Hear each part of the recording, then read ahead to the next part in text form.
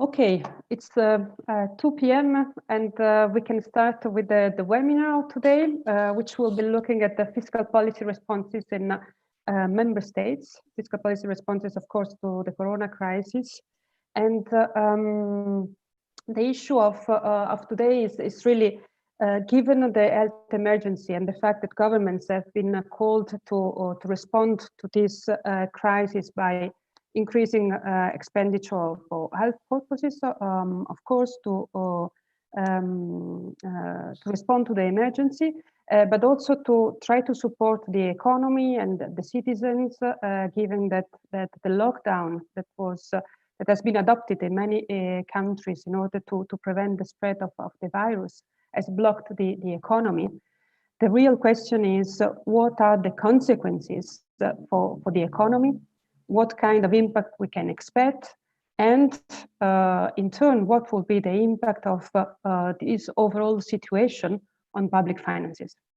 And in order to get an idea of how the situation is developing in the different countries, we have an excellent panel of speakers. Giuseppe Pisauro is the president of Parliamentary Budget Office, which is the Italian independent fiscal institution. Then Esther Gordomora, she is the Director of Economic Analysis Division at the IREF, which is the Spanish independent fiscal institution. And then Sander van Veldhuizen, who is a program leader at CPB, which is the Dutch independent fiscal institution, and is also the president of the network of the European independent fiscal institutions. And last but not least, Daniel Cross, SEP's director, who is currently at the University of Berkeley. So before we start with the question, maybe just let me tell everyone who is connected and listening to us that there is the possibility of asking questions. In order to do this, please use the button Q&A, which everyone can find at the bottom of the screen. And questions can be written from the beginning. No need to wait that we open the possibility for questions. That said, I would directly give the floor to Giuseppe to share with us his thoughts about the Italian situation, the response that the government has put in place, and how it's looking at the situation from the point of view of fiscal sustainability. Giuseppe. Yes, thank you. As I will start with the macro prospect and what we know so far, and then go to the fiscal position. Okay, so as everybody knows, Italy entered the crisis in a position of financial vulnerability. 2019 closed with a public debt ratio around 135, the same level as 2018. This in spite of the fact that nominal deficit closed showing an improvement around 0.6 in terms of GDP. So we closed at 1.6% fiscal deficit compared with 2.2 in 2018. But the real vulnerability is, and has been for quite a long time, the weak growth. And this was also the case in 2019, 0.3% in real terms, 1.2 in nominal terms. Real growth since the Great Recession has shown a gap around 1 percentage point with respect, persistent, with respect to the Eurozone average. This is the context in which the outbreak started. And as you know, the outbreak was very acute and relatively in advance relative to other Western economies in Italy. The outbreak in early March, deep, dramatic shock to the economy. What we know up to now. There are, of course, at this point, quite few hard indicators of the situation, but we have something. Car registration dropped by 85% year on year. Electricity consumption in the last week of March dropped by 30% relative to the first week of the same month. Business climate, published by the National Statistical Office, lost around 10 points in manufacturing and around 20 points in services. Of course, lockdown is more severe for the service sector. And the PMI index for services was down to the historical low ever recorded. If we consider that in the first 2 weeks of March, some firms were still open, we can't expect much better for April. So using this data and other indicators, we forecast with our models a contraction in the first quarter of this year between 2.5 and 5 percentage points, and between 7 and 11 in the second quarter. This forecasts are subject to some down risk. They are based on the assumption that the negative effect on the Italian economy are limited to April, and starting from May, there is a slow opening of economic activities. This is not granted at this point. According to private analysts, an extension of lockdown of 1 month would have an economic impact of around 3 percentage points of GDP on a yearly basis. Under our assumption, we expect a rebound in the second part of the year, but of course, the strength of the recovery will depend on the timing of the release of the restrictive measures adopted so far. And an additional crucial factor is the economic policy, with the fiscal and monetary stimulus provided by the government and by the European Central Bank. But this is a very, at this point, as you see, is a very tentative forecast, surrounded by a huge degree of uncertainty. So regarding the fiscal policy response, so far, the Italian government approved a first fiscal package mid-March, worth slightly more than 1% of GDP, 1.1% of GDP, 20 billion, including emergency one-off interventions under 4 chapters. The most important is strengthening and widening the scope of the existing schemes for unemployment, in particular temporary employment benefits.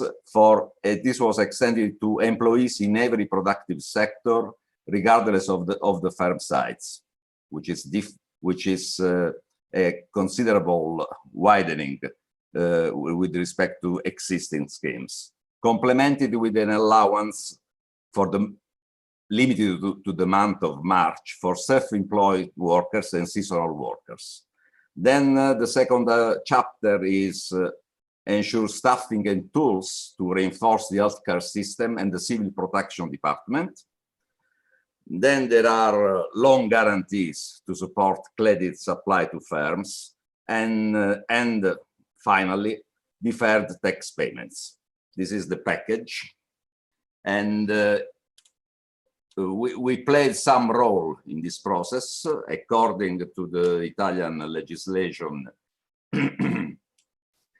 the package, of course, means an increase of debt, and this must be, it's linked to the activation of a national escape clause, according to the Italian constitution, and the deviation from, and this escape clause must be authorized by parliament, and we assessed this, of course, the situation, and also assessed the package I was referring before. Also, what we are doing is working together with the Ministry of Economy for the stability program that Italy, at least so far, intends to present by end of April, according to the semester, the European semester, to the European calendar.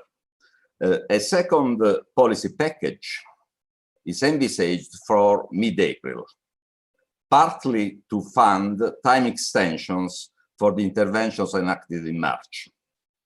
Its size might be around 2% of GDP. So we have 1 + 2, 3% of GDP of new measures.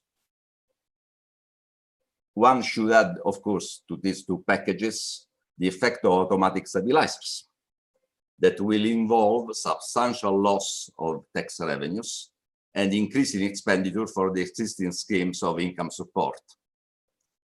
All this will clearly imply a substantial worsening of deficit beyond what was experienced in 2009, when the Italian public deficit was slightly higher than 5%. And was the only year when Italy has shown in the last 3 decades a primary deficit. For all the last 30 years, we have shown always primary surpluses. Debt to GDP ratio will correspondingly reach a level experienced only in war times. Then the crucial question, financial capacity to cope with this crisis. It will depend, of course, at this stage it's very difficult to make a clear statement about this. Depends on the macro context, depends on the size of fiscal packages and so on. But what we can say with some degree of confidence that the crucial element will be the absence of tensions in the sovereign debt markets. And so far, this should be ensured by the European Central Bank programs, the 2 programs, including the new one, the PEPP, of purchases of government bonds. It will also depend, I'm going to close, on the response from the European Union.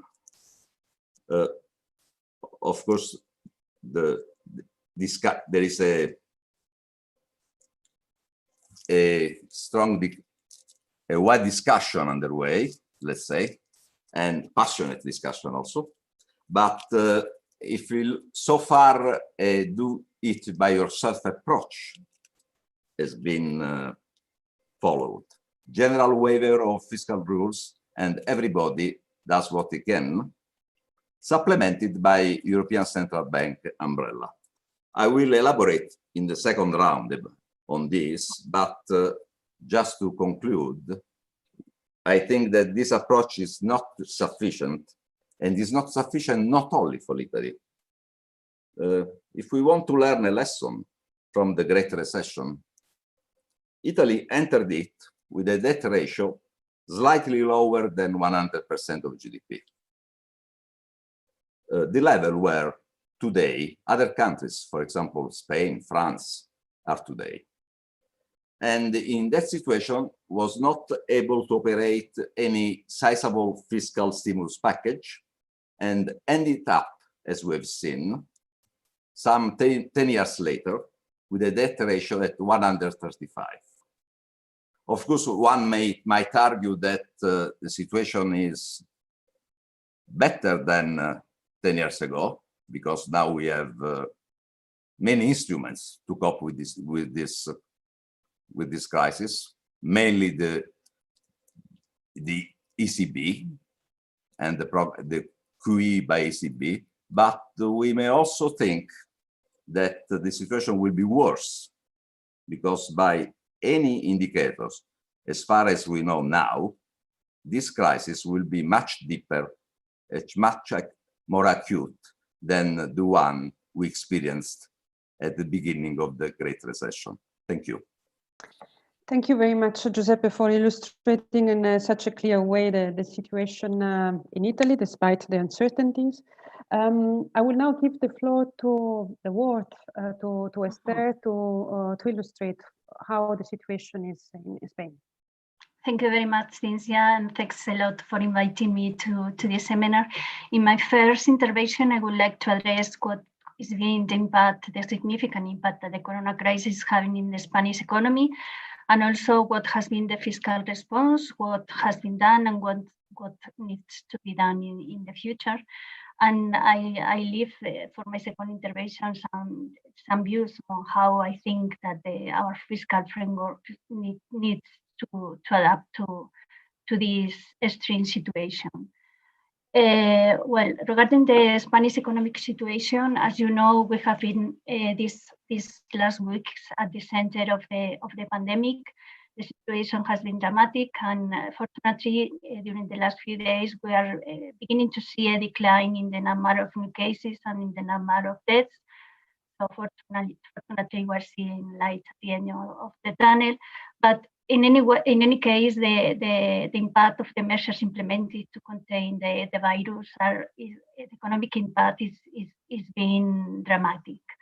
The government has introduced some strong restrictions to mobility to contain the spread of the virus, and also during the first weeks, stop in the activity of some sectors, mainly restaurants, hotels, and tourism. But during the last 2 weeks, the government has banned all non-essential activities. So this is going to have a significant effect on economic activities. It's practically a complete stop of activity. So we have been at IREF, we have been monitoring very closely the situation in order to provide a timely assessment of economic impact. And we have been preparing some macroeconomic scenarios, but I have to admit that they have changed dramatically during the last, just only in the last 2 weeks to reflect the severity of the crisis. Now we have some estimates that suggest very uncertain, of course, as Giuseppe has mentioned before, for Italy. We have some estimates that suggest that perhaps the decline in GDP in the case of the Spanish economy in 2020 will be close to 8-10%, with respect to the baseline scenario, to our previous baseline scenario, and before taking into account the impact of all the fiscal measures implemented, which could offset very partially this significant fall. It's a dramatic fall never seen before in times of our democracy. So we are very concerned about that. Of course, these estimates are surrounded by a lot of uncertainty. In the case of Italy, we don't have still enough information to do a better estimate, but we are preparing some scenarios. And looking to the future, this is for the year 2020, but looking to the future, we see that the Spanish economy, we see, of course, a rebound, as in the case of Italy, but we see that our recovery will be complicated by some factors. The first one is that we are seeing a significant fall in unemployment. Despite this time, Spanish firms are using more extensively ERTES, which is a kind of temporary suspension of the employment relationship. Despite this fact, we are seeing a huge and dramatic increase in unemployment. Just in the last 15 days of March, the number of Social Security affiliations declined by the same amount that during the worst 5 months of the global financial crisis. So it's a very, very dramatic increase in unemployment, and this will slow probably the recovery if we don't implement the appropriate measures. And also another factor that could complicate the recovery in the case of the Spanish economy is the high proportion of services in our productive structure. We rely a lot on tourism sector and restaurants. And this type of services are going to be the last to recover, because well, consumers may fear the risk of infection, and also because perhaps in the future we will have to face some kind of social distancing measures. So we see the recovery with a lot of risk, and also at the global level. Well, as soon as the crisis is spreading to a lot of countries, to the whole world, within that the negative impact on world trade will be very significant. Spain is a very open economy, so we see also risks from on this side, and also perhaps there could be some confidence effects, some business closures. So the situation is very pessimistic. In this situation, it's totally clear that we need a strong fiscal response, and the government has implemented actions in a lot of fronts. I'm not going. The composition is very similar to the composition of fiscal measures in Italy. They include support to the income of the most vulnerable groups. They include also a significant provision of liquidity and guarantees to firms to help them to survive the crisis. As I mentioned, the composition is very similar to that of the Italian economy, so I'm not going to describe all the measures. I don't see also the necessity to debate if this fiscal response is consistent or not with our framework. Fortunately, it is. It's clear that it is. Fortunately, the European and the national fiscal frameworks include a general clauses mentioned by Giuseppe, so they provide enough flexibility to respond to this extreme crisis. And what I find more important, perhaps, is to question if this fiscal response is enough, is sufficient, and also if it is sustainable. And with regard to the size, I would like to stress that, well, unfortunately, the crisis so far had hit harder the countries with less fiscal space.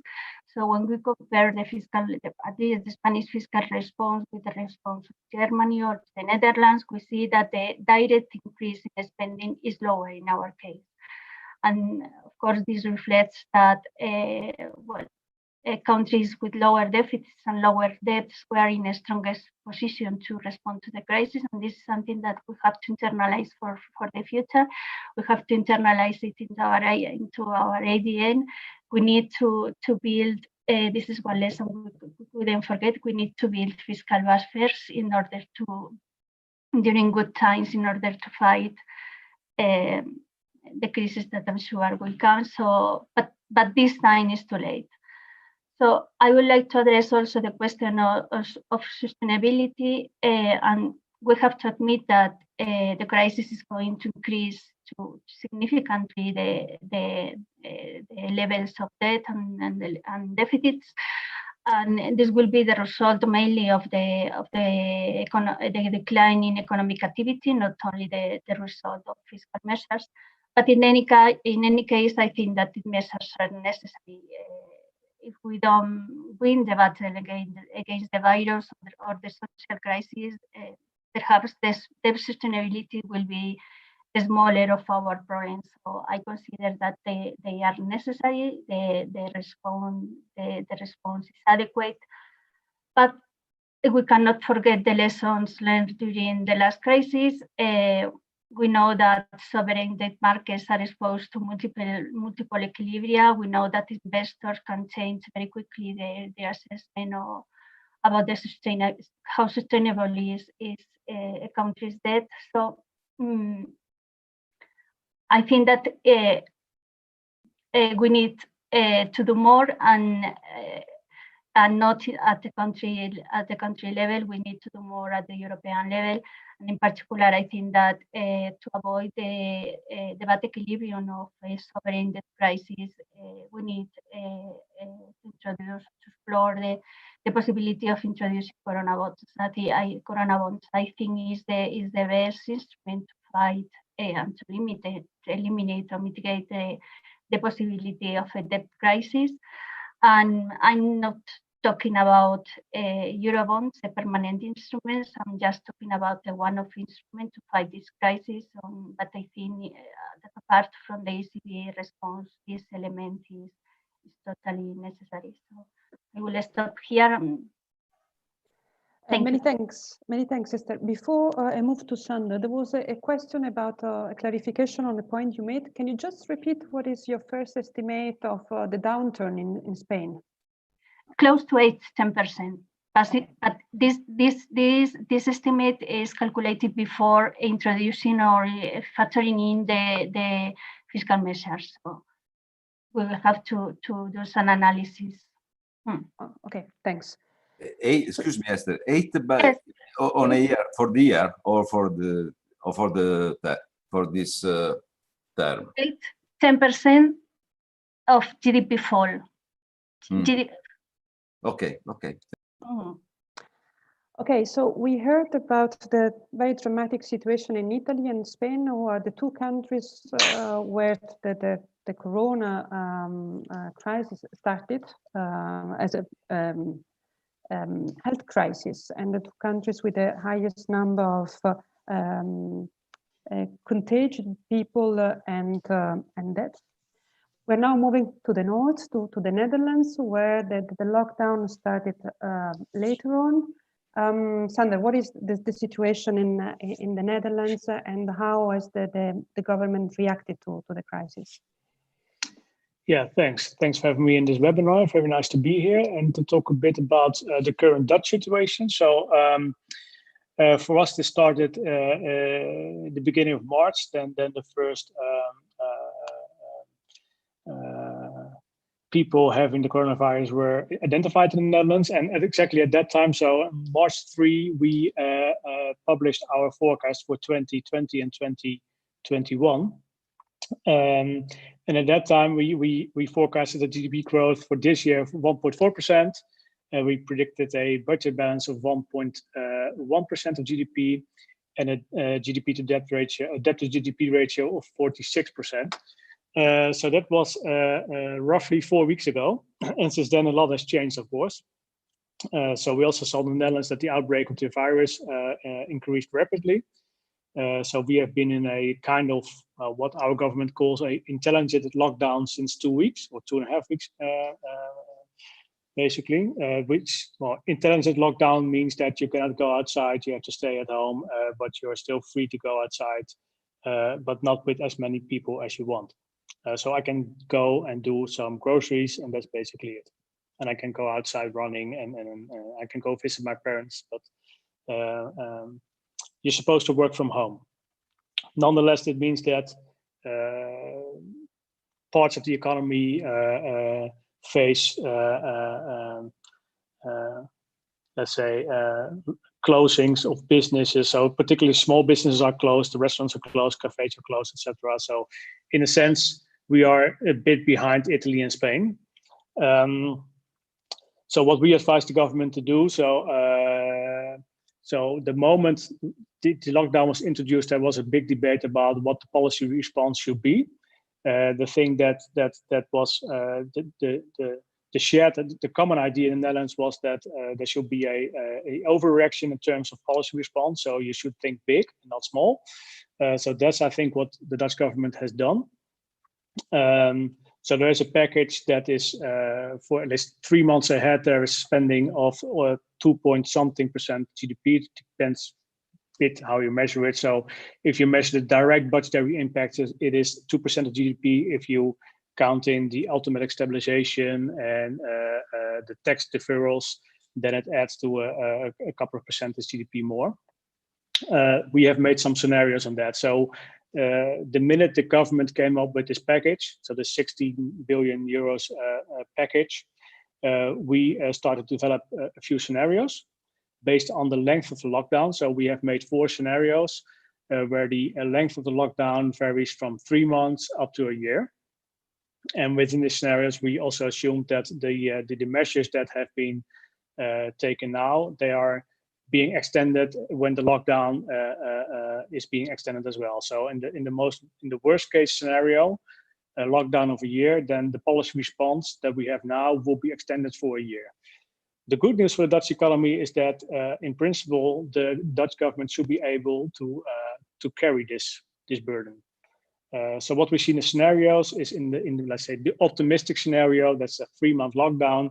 Annual GDP, real GDP growth will drop from a growth of 1.4% to a shrink of 1.2% in 2020. In the worst case scenario, that will drop down to minus 7.7% of GDP, minus 7% growth.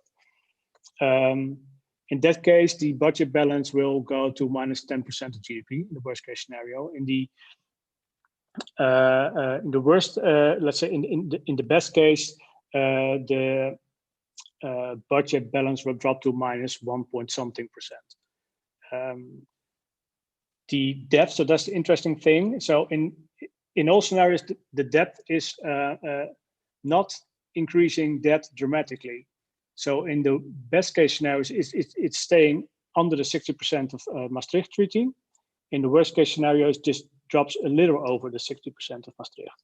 So that means that for us, for the Netherlands, this is perfectly doable. We can handle this for a year or even longer. So we haven't exercised any scenarios that the lockdown will take like 2 years, but I think that we can also manage. Well, it would be possible to manage it, probably. The question is, the thing that I didn't extend on yet is what are these measures that we have taken? So basically, the policy package consists of 2 main elements. So the first element is that the first element consists of allowances for businesses and employees to compensate for income loss. The biggest chunk of that is an extension of the existing working time reduction arrangements that were already in place. So we extended that. And it has been extended to so for companies that face a 20% turnover loss or more, then the government will take up 90% of the salaries of the employees, as long as you don't dismiss any personnel. So that's for the first 3 months, that will cost around 10 billion euros. So that's almost 1.3, 1.4% of GDP. Then we have income support for the self-employed. That's around 2 billion euros, 1.5 billion euros, something like that for the first 3 months. And that will, when the longer it takes, the more expensive this will become. And then there is an emergency desk for firms that have been closed that had to close due to the lockdown measures. And that emergency desk will give you immediately 4,000 euros to cover for the cost that you have to make immediately.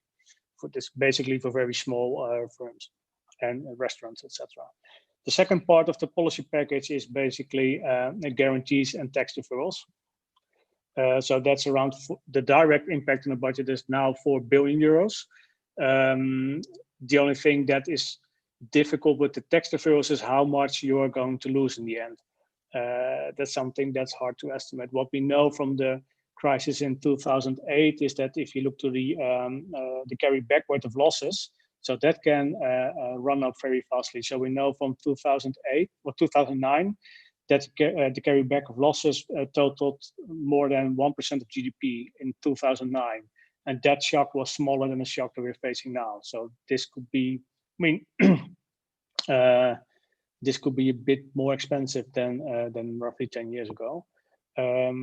So that was also included in the scenarios.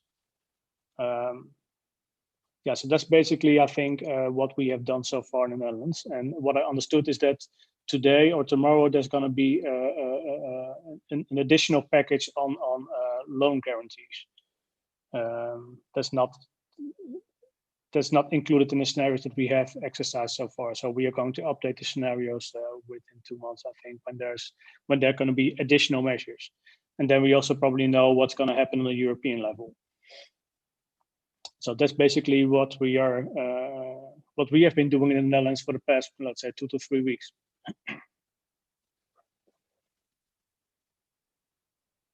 And I'll stop here for now.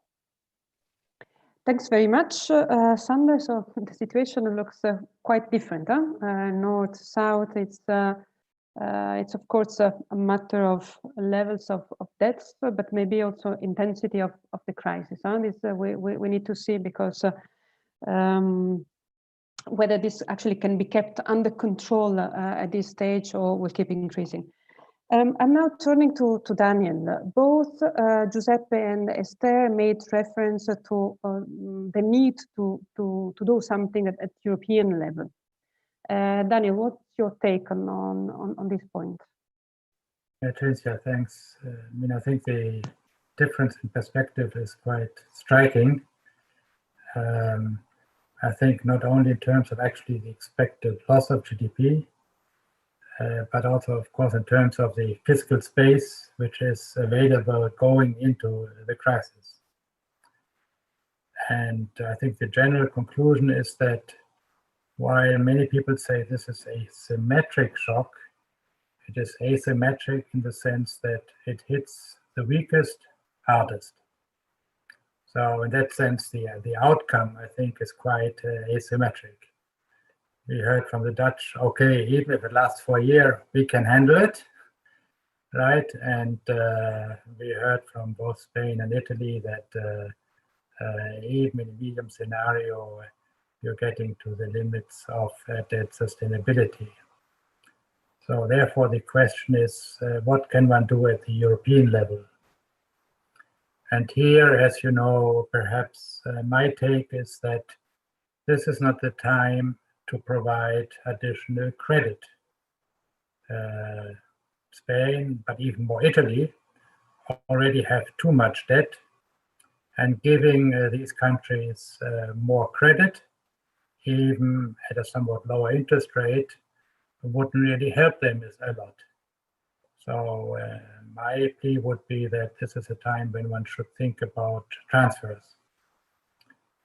So let me perhaps make the credit versus transfers case a bit more precise.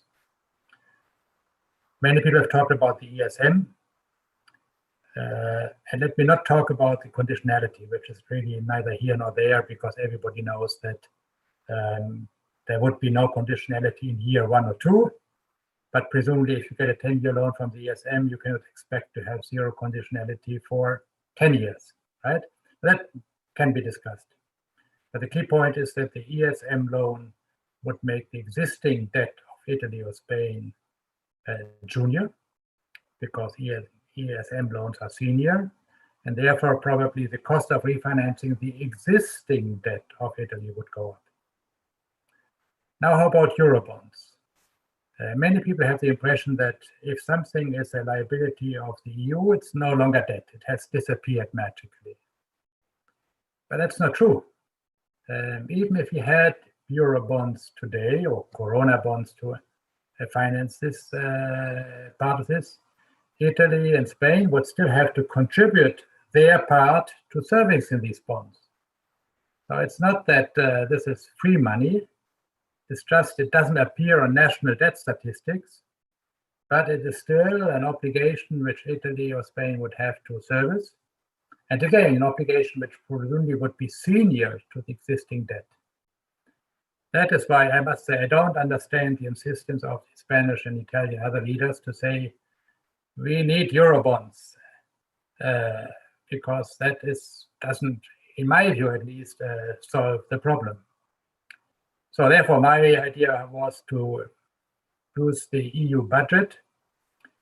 Here, the problem is that the EU budget in principle cannot be in deficit. And this is in the treaty, and it's difficult to change really in a month or two. And we need action very quickly. However, what could be done is to say that Italy or Spain do not have to pay their contributions to the budget over the next MFF. And that would make room for about 1% of GDP. Ideally, 7 years would be 7% of GDP, not of a loan, but of a less money spent by the Italian government. So basically, essentially a transfer. And I think that is what is needed right now. The Italian budget needs to be have some more room for maneuver. And even if it doesn't come immediately today, I think financial market would appreciate that a lot because, as I said, it would not make the existing Italian or Spanish debt subordinate to new obligations. So, to summarize, the crisis, in my view, the impact of the crisis, at least, is not symmetric. It's very asymmetric. And secondly, this is not a time, especially for highly indebted countries, to give them cheap credit, but to make a transfer. Even if the transfer is smaller than the credits they could be able to get, because additional debt is not what either Italy or Spain need at this point. Thanks very much, Daniel. I would like to ask Giuseppe and Esther whether you share the point of Daniel about Corona bonds or Euro bonds for this specific case, and the risk that they carry for Italy and Spain in this case.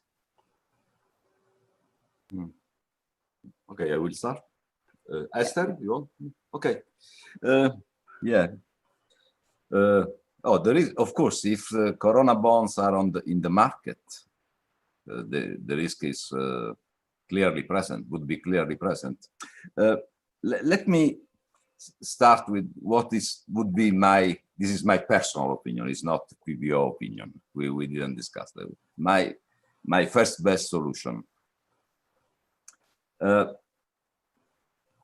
First best would be something along some proposal that has been also in your last webinar by Paul de Grove, something which involves issuing a perpetuity or a very long bond, financing all European countries, all the need arising from this crisis, and ending in the balance sheet of European Central Bank. So an exceptional one-off monetization of the debt. This would have an economic risk, inflation, which at this point is not really an important risk. Would have, I understand, would have a very important political risk involving independence of the central bank, but when it's made clear that this is one-off, endpoints of GDP for each country, without any sharing of risk, any sharing of any mutualization of debt, just to finance the effect of this crisis, the direct effect of this crisis. What I don't understand in the proposal of Daniel, Daniel says, okay, let's make transfers, but what kind of size? Maybe I missed it. What size of these transfers? Because what we need is something quite large. So that's all. Esther, would you like to add something? Yes, thank you. Well, I think that the main advantage of Corona bonds is that they don't zoom to national debt. They are not really national debt. Of course, we will have to contribute to pay the loan and to pay the cost. But if it's a long-term emission, a long-term issue, I don't see any significant problem because it could not be Italian or Spanish debt. And just a question to Daniel. I think that, of course, transfers could be the best instrument, but do you think that transfers are more feasible than loans? I don't really think so. I think that it would be very difficult, and also perhaps the European Union budget is not, the size of the European Union budget is not enough to support these transfers, because I think that the cost of the crisis is going to be very, very significant, very extreme, So I don't think that the system of transfer would be better than the corona bonds idea. My point was more about the not about the political feasibility, but about the economics of it. That I have the feeling that both Italy and Spain are asking for something which in the end will not help them a lot. I totally disagree that Eurobonds, just because you don't see them in the national debt statistics, are not debt, right? Especially if they're once off and supposed to be paid. On the political feasibility, maybe we should ask our Dutch panelist. Yeah, Sander, what is, so I've been discussing Eurobonds / Corona bonds. Daniel mentioned transfers. Daniel at the beginning also mentioned the ESM and maybe getting rid of conditionality. Is any of these options debated in the Netherlands, and do you think that any of them would be acceptable politically? Yeah, so that's always a difficult question. So what is politically feasible and what is politically not feasible? So what you typically, so if I go back a bit in time, so that's what I also wanted to say in response to what Daniel said, is that about a year ago, we had this debate about the central fiscal capacity in Europe. So I wrote a piece on that, and the analysis that Daniel was saying right now is exactly what we analyzed back then. So if you have a, let's say, asymmetric shock, then you should think of an insurance mechanism, then transfers. If you have a very big shock, then transfers are better than giving some extra credit lines or adding extra debt. So I fully agree with that.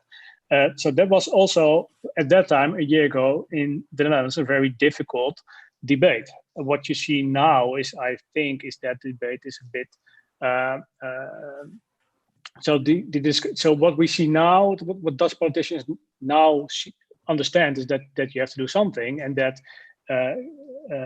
giving, let's say, extra credit lines or Eurobonds is not the solution for, that only adds debt to highly indebted countries. So that cannot be a solution. So that's, I think they are mentally making the step that you have to do something in terms of transfers, as we would do in a, let's say, regular insurance problem, right? That's just the economics of it. So I think we're getting closer to a solution that would include something like transfers. But what the political outcome is going to be, so that's hard to predict. It's always hard to predict, I would say. We're gonna know maybe today or this afternoon, I believe, that they're gonna have a meeting again. So we'll see. But if you look to what our contribution in, let's say, the contribution of the CPB in a national debate is, that we think that transfers are a better solution than giving extra credit lines. Maybe I want to pick up on a question which has been asked by one of the participants. Basically, said we should maybe distinguish what is the size, what are the amounts we're talking about when we have in mind Corona bonds, which, for instance, could be monetized by the ECB, and what is the amounts we are talking about when we talk about transfers. Because this, I think this point was raised also by Esther. What are the potential amounts one can have in mind and in these two different debates? Who do you want to answer? Daniel, do you have an idea? Yeah, I mean, it's quite clear that transfers will have a smaller headline number than loans, right? For loans, you can have easily headline numbers of hundreds of billions. But as I argued before, and it seems that Sanders agrees, a loan from the ESM, even if it's 400 billion, is not really worth a lot because it subordinates the existing debt. On Eurobonds, the Corona bonds, can I remind people that we had a big or long discussion about Eurobonds 10 years ago, about the blue bonds and red bonds proposal. And the proponents of that proposal said the idea of having these two types of bonds, European ones and national ones, which are not guaranteed, is to make the national ones more expensive, to provide incentives, right, for countries to behave better. So it was explicitly recognized that Eurobonds will subordinate the national debt and make it more expensive.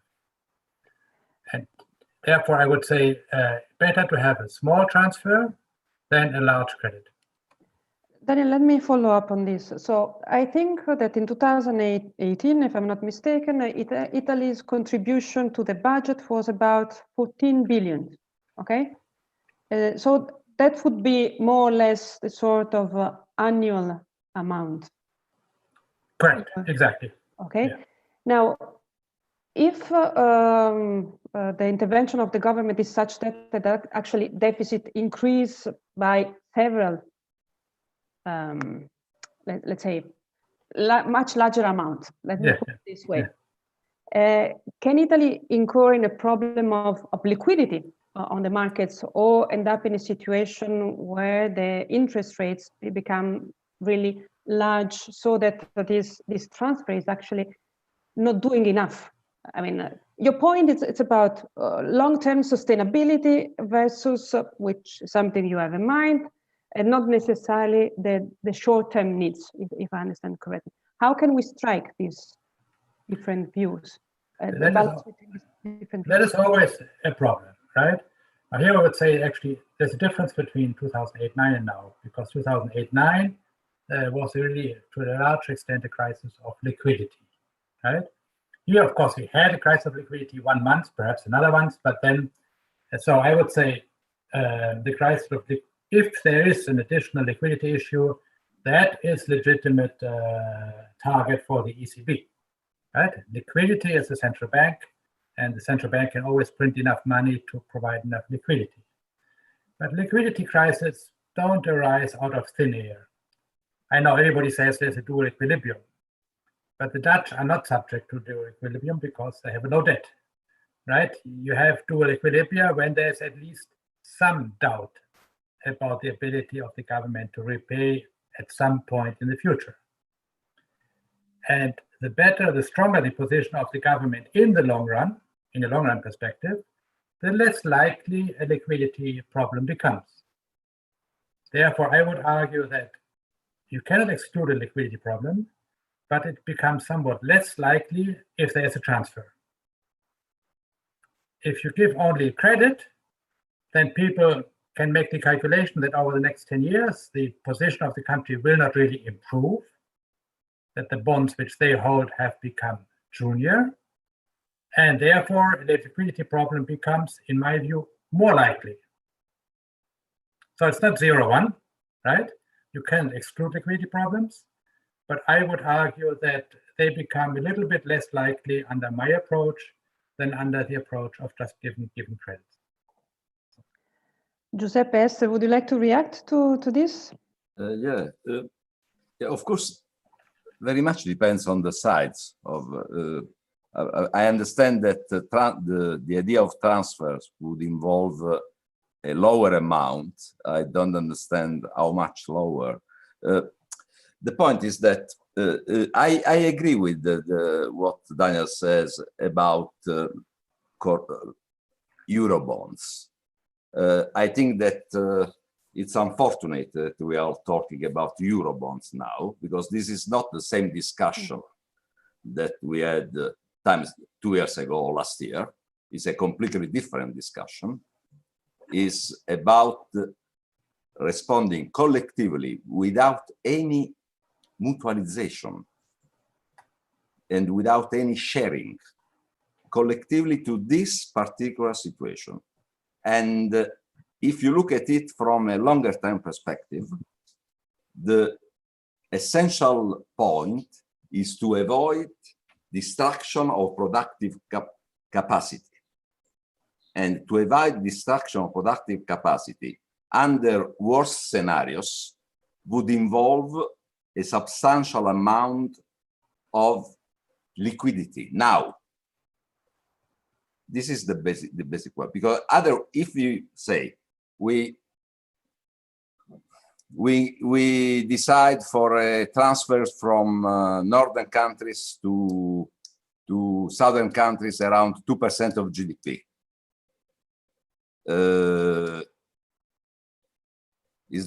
Would be that sufficient to avoid destruction of productive capacity? That is the point.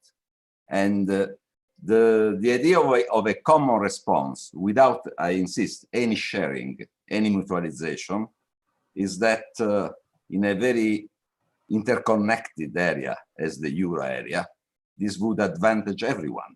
There is no cost for nobody. Can I ask something, Cinzia? After Esther? Thank you. Thank you very much. Well, for me, it's very difficult to know which is the size, the appropriate size of transfer or a corona bond. But for me, the key question is that we know that the euro area governance is still incomplete, and that makes are vulnerable to sudden changes in investors' confidence. And if we face a new, well, if there is a sovereign debt crisis, perhaps what could be the size of the amount we need to put on the table? Perhaps the ECB knows that is whatever it takes, but for me it's very difficult to know what could be the size. And also I think that the ECB has done a lot of things. It has provided a lot of relief, but it has limits, has legal limits and political limits to its actions. So I think that in the euro area we need some other instruments to fight with this type of shocks, common shocks that have asymmetric effects. Perhaps in the future we'll need to think about a fiscal capacity for the euro area, but this time it's not here. So we need to think about something, and perhaps I think that corona bonds is just only a specific emission issue for this problem would be a good instrument. Daniel? Actually, I wanted to get away from the corona bonds because I was struck when Giuseppe started, because one of the first points was the real problem of Italy was the low growth rate. And that's different, of course, from Spain, where the growth rate has been, let's say, a bit higher, where the debt accumulation didn't come from that point. But let me come to the low growth rate for 20 years, and Giuseppe emphasized that. Now, would that not make some Schumpeterian destruction of capacity a good thing for Italy in the long run?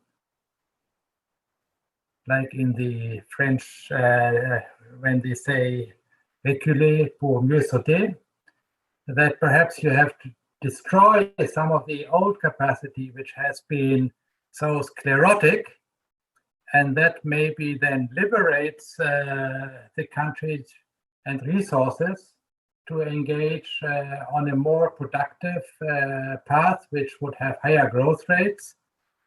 And I would take any time a sharper recession today if I could increase the growth rate of Italy even by only 0.5 percentage point.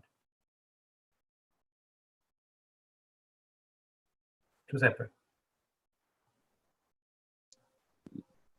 Oh, I like Schumpeterian creative destruction, but this is not, in this case, is not what Schumpeter had in mind. This is not the destruction caused by, I mean, being inefficient or being in a declining sector and so on. This is just random, caused by a, say, 3 months, 4 months, 6 months stop of your activity. If we follow it, we will say that all the tourism sector will be destroyed. Okay, is that creative, Daniel? It doesn't have to be, no, that the tourist sector is that the strongest in each sector will survive, right? Even if I make the comparison, I mean, the tourism sector in Spain has been so much more dynamic than in Italy. And I suspect that this is also because in Italy, a lot of productive structures in tourism and elsewhere, which were barely survivable, right, have been kept alive. And a crisis like this is not random. It will push the weakest, which were borderline above the abyss. They will disappear. That is, of course, very difficult to accept for society. But then you liberate resources to engage in much more productive activity. So it's not random. It pushes, as I said, the weakest out of the market.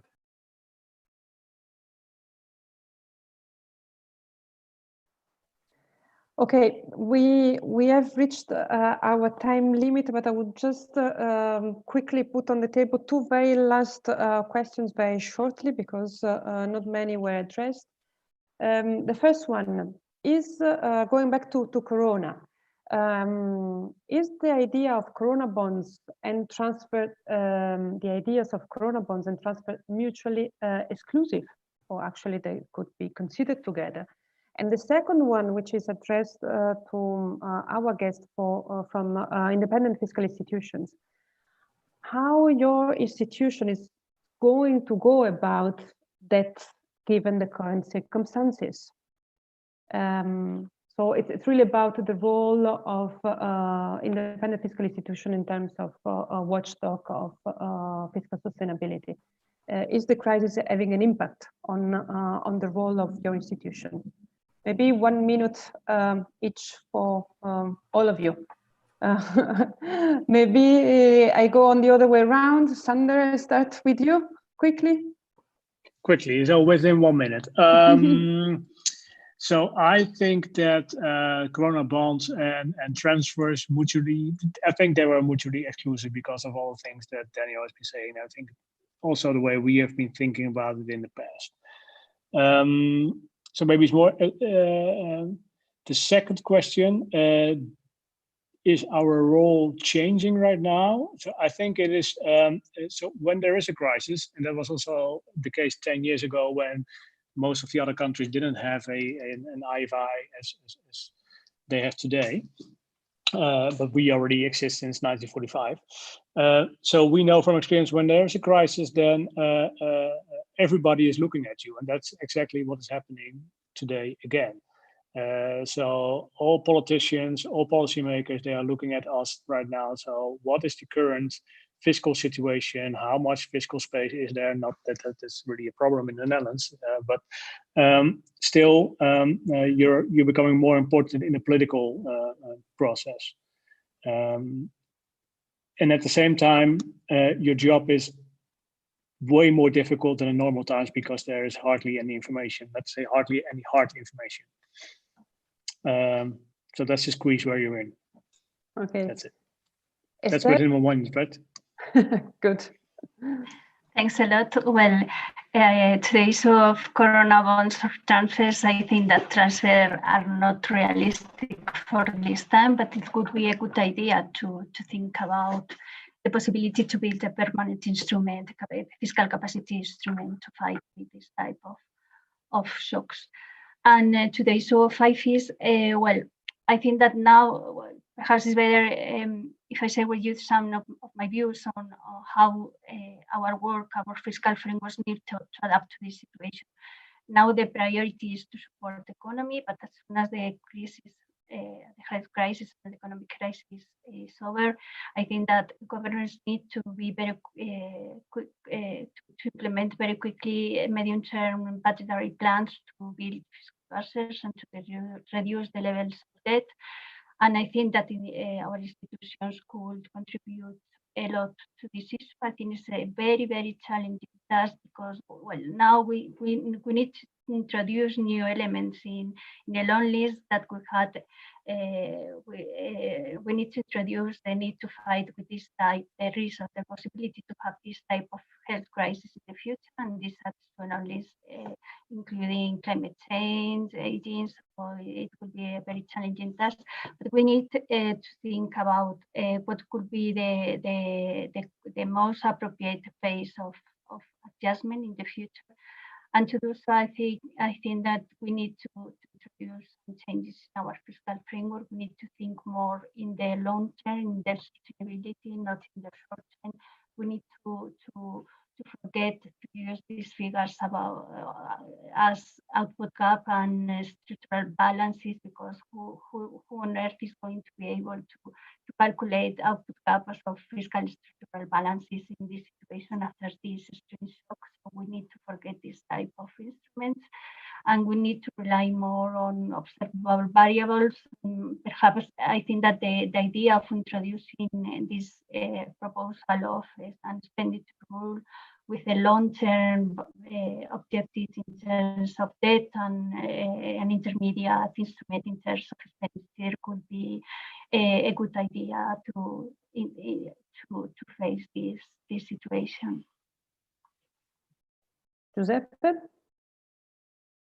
Yes, coronavirus plus ECB and transfers are mutually exclusive. Yeah, I suppose. About our role, I don't know. I think that in the near future, I mean, at least in the short term, we will be less watchdogs, because I understand that this year and the next one, fiscal rules will not be prominent, but then it will become more difficult for us to work.